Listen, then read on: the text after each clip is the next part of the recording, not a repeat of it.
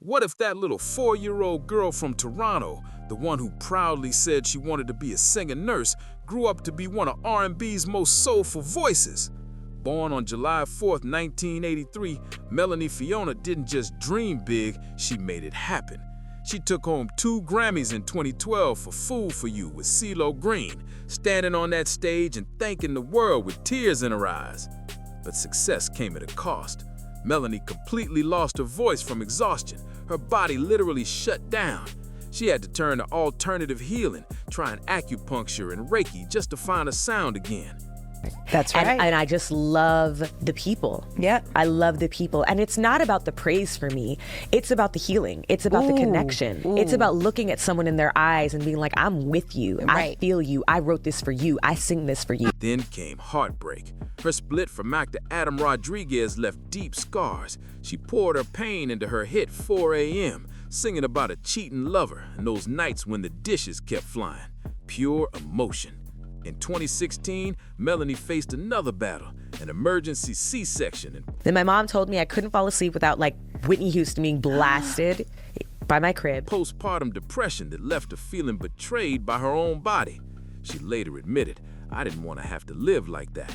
On top of that, dating a narcissist sent her stress through the roof, triggering painful eczema flare-ups. And through it all, she still had to fight an industry obsessed with looks instead of real talent.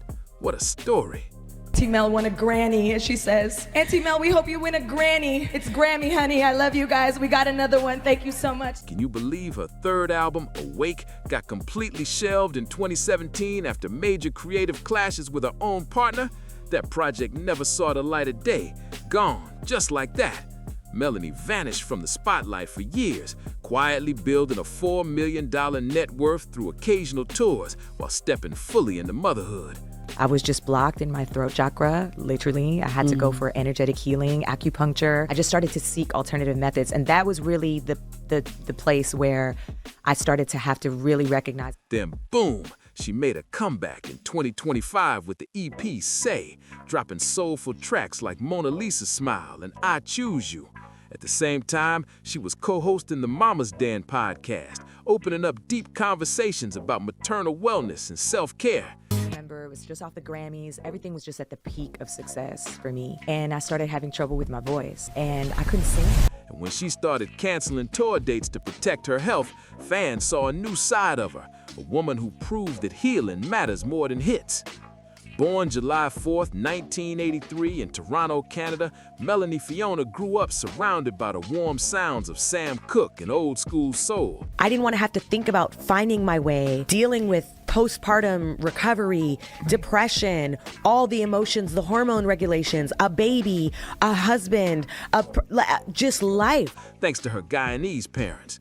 By age 4, she was already addicted to the stage. Performing lit her up inside. But from the very start, the music industry tried to mold her into someone she wasn't, pushing her to trade her truth for image. She refused to fold. Her breakout moment came with The Bridge in 2009, the album that put Melanie Fiona on the map and made everyone stop and listen. Then came 2012, the year she hit her peak. 2 Grammy wins for Fool for You with CeeLo Green. The spotlight was shining, her second album, The MF Life, was soaring, and everything seemed perfect until everything suddenly wasn't. When I knew how hard I was working to prove to myself and my partners at that time that I was in it, that I had this baby, that I was gonna put out this project, that I was down to do the promo, that I would go on tour, that I was willing to be in it. And in the process, after I had done all of that, it got back to me that somebody had said, we had to make certain accommodations because she had a baby. A shocking diagnosis stopped her in her tracks. Her doctor said her voice loss wasn't just physical. It was energetic burnout from emotional overload. And while her voice was healing, her heart was breaking. Her haunting hit 4 a.m. told the story of a woman left shattered by a cheating, mistreating partner. I attended these Grammys 3 years ago as just an observer, and to be standing up here now winning an award is the highest honor I could. And then her voice disappeared. The industry buzzed. They said Adam Rodriguez, hitting the CSI Miami actor, was the hidden heartbreak behind the song. Though both confirmed a nice split, the pain in her voice told a different story. Raw, real, and impossible to fake. Every performance of that song was like a confession, every crack, every note soaked in pain. After losing her voice and her love, Melanie tried to rebuild. She poured herself into a third album, Awake, in 2017 with a creative partner, and it was finally coming together until it fell apart again. Behind the scenes, whispers of sabotage floated around, and fans started wondering what was really going on. But life kept moving. In 2016, she gave birth to her first son, Cameron, though joy quickly turned to fear after a traumatic delivery. Time passed. She healed, she grew stronger, and by 2021, she was married with a second child, ready to live on her own terms again. What a journey. Her daughter, Kala Love, was born on December 18th under a glowing full moon, a name and moment straight out of a storybook. But behind that joy was more pain than anyone knew. What? It made me question the integrity of the industry. Right. Because I was like, did Whitney Houston ever walk into a building? And they said, please don't sing that well. In 2024, Melanie opened up on social media about a toxic relationship that left her drained and anxious, saying the stress literally showed up on her skin. The message was loud and clear. Healing is not optional. Yeah, this is me getting ready to try to promote my project that I was getting ready to release, my third project. Yes, that never came out. Through motherhood, she found her strength again. Then came her comeback. In 2025, Melanie dropped her EP, Say Yes, a 6-song project that marked her rebirth. Inspired by Shonda Rhimes' book, she built an entire era around saying yes to herself. That girl in 2009 was straight out of Toronto, eyes wide open to what was being asked of her, willing to do it, willing to show up, but also not really willing to compromise to the art that she wanted to create. The Say Yes tour kicked off on April 27, 2025 in Philadelphia with a 15-date run that included a major New York City stop on May 7th. But this time, balance came first, not burnout. She canceled a few shows, openly saying she needed to protect her peace, her health, and her kids. I remember it was just off the Grammys. Everything was just at the peak of success for me. And I started having trouble with my voice. And I couldn't sing for like more than 30 minutes. And you know, I have the ballads. Yes, you do. So she has to sing all the time up here. It was terrifying. So I started to see all these specialists. They were all like, there's nothing wrong with your vocal cords. Nothing wrong with your vocal cords. In one post, she shared that her daughter told her, "Mommy, it's okay to rest." Out of that came Melly Belly Mamas, a movement she built for moms navigating healing and self-love. About all the people that said no to It Kills Me when I shot that record. And people were like, no, we don't know what to do with this. You're singing. What do you mean how many people said no to you? Oh, the labels that didn't snatch it up. Now she's all over Instagram and X, connecting with fans, promoting her new music, and speaking truth about motherhood and wellness. She's not hiding anymore, she's owning it all. And while her net worth sits at around $4 million, she's made it clear, it's not about the money anymore, it's about meaning. Melanie Fiona didn't hold back when she finally spoke on what really happened with her shelved album, Awake. She said, "I had my son, I finished the project, and honestly, I don't know why that album never came out. But behind that confusion was a deeper pain, the kind that comes from being underestimated." One doctor asked the right question. And it was one doctor that said, what kind of a year have you had? And it was just a floodgate of emotions because nobody had asked me, how are you? The diagnosis shocked her. I had this extreme, disparity and contrast of like high and low that I was experiencing. And it was literally all energetic. I was just blocked in my throat chakra, literally. I had to go for energetic healing, acupuncture. She poured everything into proving she could balance motherhood and music, showing up for meetings, rehearsals, press runs, and late-night sessions just to prove she still had that fire. Yet after all that effort, she learned that someone behind the scenes said we had to make certain accommodations because she had a baby. That betrayal, it hit hard. Melanie explained how she fought to show she could still be in it, ready to promote, to tour, to keep shining.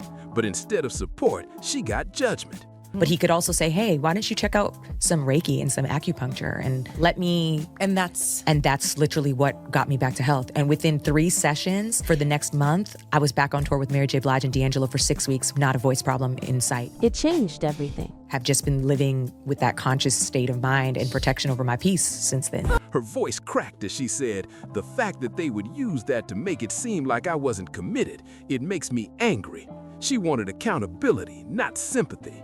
That moment exposed the ugly truth about how the industry still sidelines women once they become mothers, and Melanie wasn't about to stay quiet about it.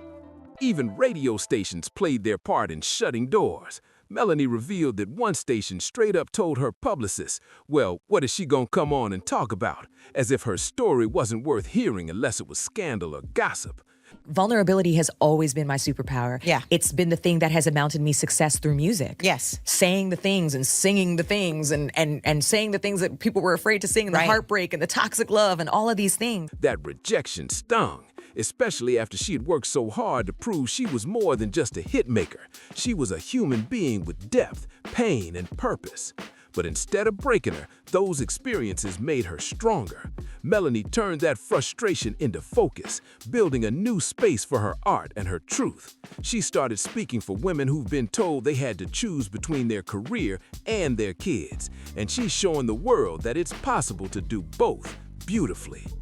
From that fearless 4-year-old girl in Toronto who dreamed of being a singing nurse to the powerhouse Grammy-winning R&B queen who lost her voice to Burnout, Melanie's story has been nothing short of legendary. She went from chasing stethoscopes and microphones to chasing peace. The world saw her break, rebuild, and rise again with the same voice that once went silent. I was in a situation where I was getting ready to put out an independent project. Got it. I got pregnant and I had my son. I finished the project, and my real answer is I don't know why that album never came out. We watched her pour heartbreak into 4 a.m., bearing her soul over Adam Rodriguez's betrayal, singing through tears about broken dishes and shattered trust. Then came her transformation. From the woman who survived an emergency C-section and postpartum depression, feeling betrayed by her own body, to the survivor who faced down a narcissistic relationship that left her skin and spirit scarred. Every wound turned into wisdom. I know what I did to try to show up and say, I'm here. Yeah. Don't count me out. And the fact that that makes me angry. Yeah, and the fact that they would use that to make it seem So as to cowardly. why that it didn't amount to what we thought. It wasn't because of me. She pushed through the pain of seeing her third album, Awake, shelved after messy creative differences, all while fighting an industry obsessed with looks instead of raw talent. But she came back swinging in 2025 with Say Yes, blessing us with Mona Lisa Smile and I Choose You. Between co-hosting The Mama's Den and canceling shows to protect her peace, Melanie proved one thing loud and clear. Healing isn't weakness, it's power. The joy was stolen by fear. The joy was stolen by fear. Fear, judgment, patriarchy, all these things that were planted in. Yes. You're going to be a damaged good if you have a baby while you're at the height of your career.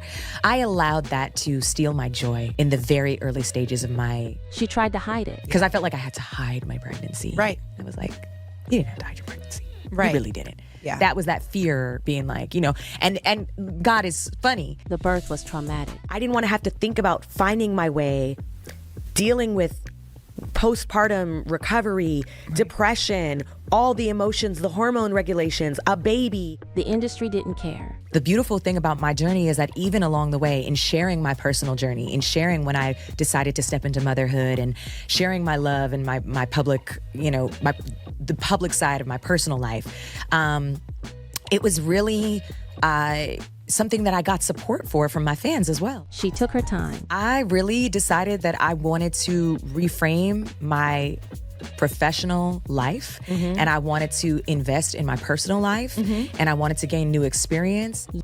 Melanie once said, "I want my legacy to be that I was a healer.